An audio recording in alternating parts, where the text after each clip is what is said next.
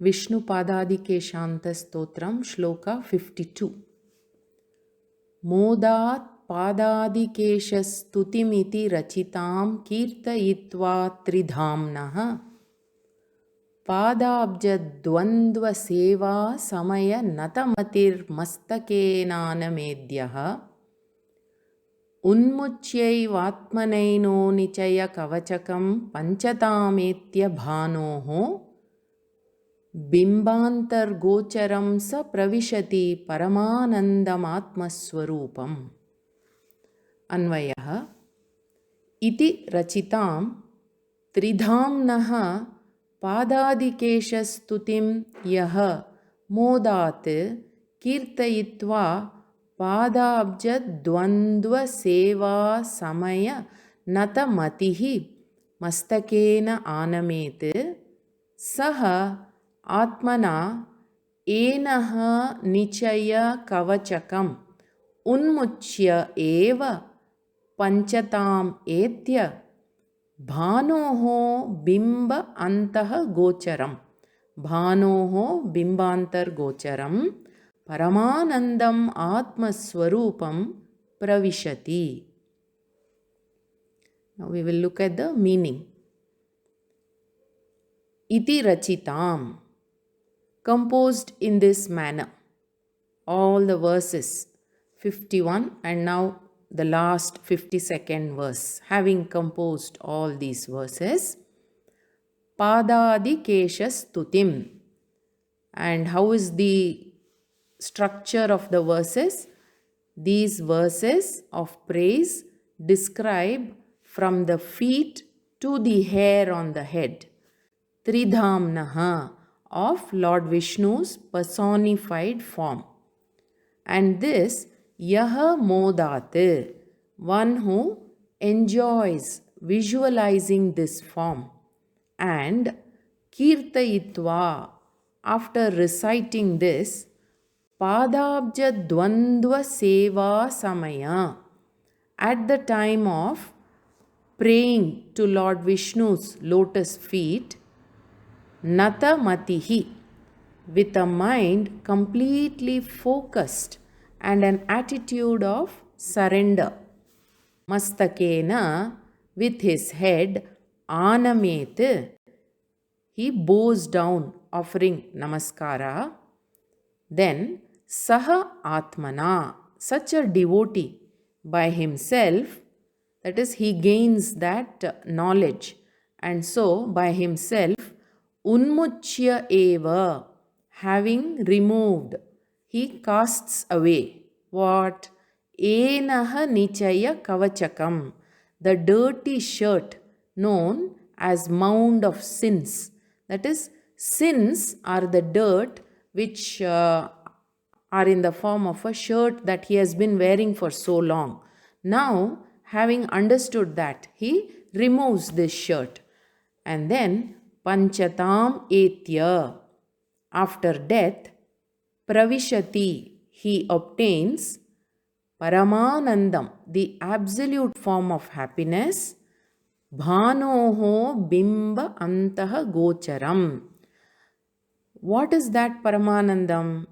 It is that which is visible in the center of the sun's mandalam.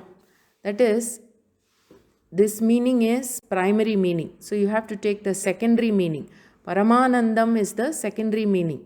So that which is visible in the center of the sun's mandalam in the form of Paramanandam, the absolute form of happiness, which is Atma Swarupam, which is revealed within oneself in the form of one's own nature. So, Bhanoho Bimba Antaha Gocharam means the source of brilliance of the sun itself, the form of the self. So, we will look at this meaning in little more detail. So, having completed this composition, Sri Shankara Bhagavad Padaha presents a very appropriate concluding verse. Here he is describing the Phalashruti, the benefit of reciting these verses. He says, the devotees who, with complete concentration, meditate on the form of Lord Vishnu and recite this Paadaadi-Keshanta-Stutihi, that is, all these verses which describe and praise each and every part of Lord Vishnu from the lotus feet up to his head region. And then they offer worship in the form of namaskaram with their body, mind and words aligned in concentrating on Lord Vishnu with an attitude of complete surrender. Such a devotee will be released from the papa karma and punya karma which he has accumulated over many lives. Eno nichaya kavachakam. So this papa karma is said to be in the form of a dirty shirt which he casts away. So he will be released from all the papa karma, means the shloka which is mentioning the release of papa karma figuratively in the form of dropping off a dirty shirt which was made up of sins. After that, the shloka doesn't say that the shirt is replaced. So instead, how this devotee remains as a Jivan Mukta is explained. So it continues to say that such a Jivan Mukta, that is the devotee having cast away all the sins, or he is washed off from all the sins, and then he becomes a Jivan Mukta and enjoys happiness in terms of good health and wealth in the form of self-knowledge, victory over enemies, a long lifespan, etc., and has gained vairagyam, a sense of detachment to worldly enjoyments, and then he feels fulfilled and content with the life lived. And then such a Jivan Mukta Purusha happily welcomes death as though death were a guest. And that is similar to sages like Sharabhanga, Dadhichi and others who dropped off their body at will and embraced death. So, after death, Bhagavad Padacharya says, such devotees are said to gain the Paramanandam, that is the absolute form of happiness, as Atma Rupam. That is, they visualize Paramananda as their own self.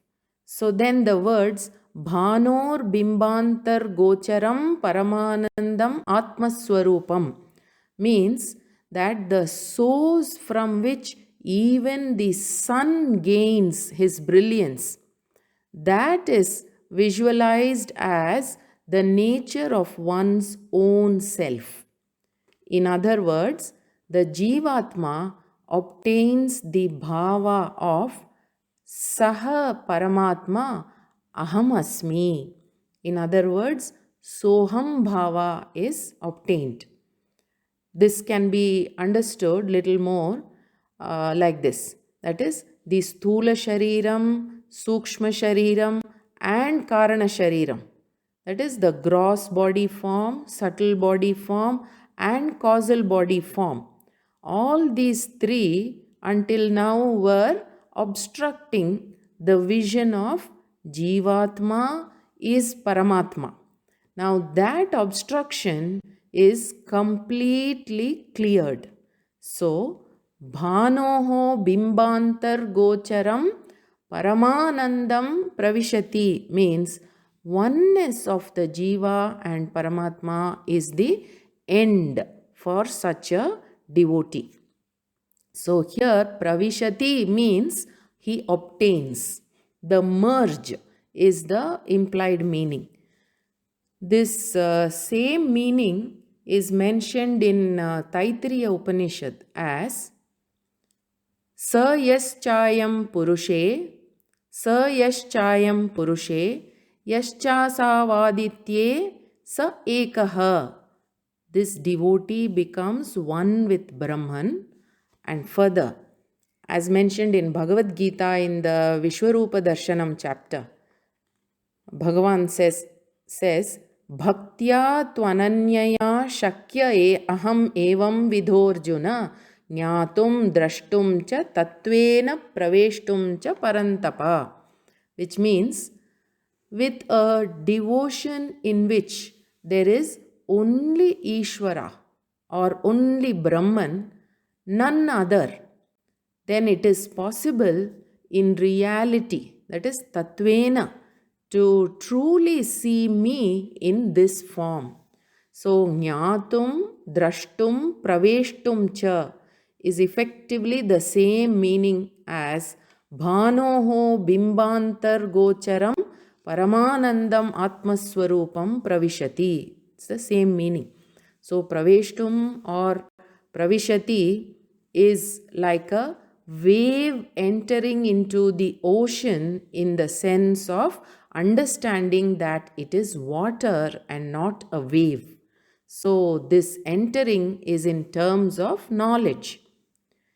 In this last shloka, Shri Shankara Bhagavad Padacharyaha saying, Yaha tridhamnaha Padadi-Kesha-Stutim kirtayitva modat saha atmaswarupam pravishati.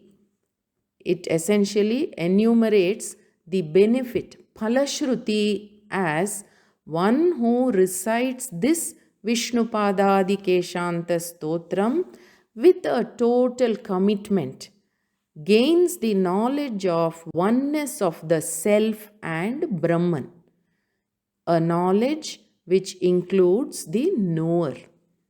A knowledge which includes the knower. With this, today the explanation for all the 52 verses in Vishnu-Paadaadi-Keshanta-Stotram is concluded. Shri Gurubhyo Namaha. Harihi Om. Om Tat Sat.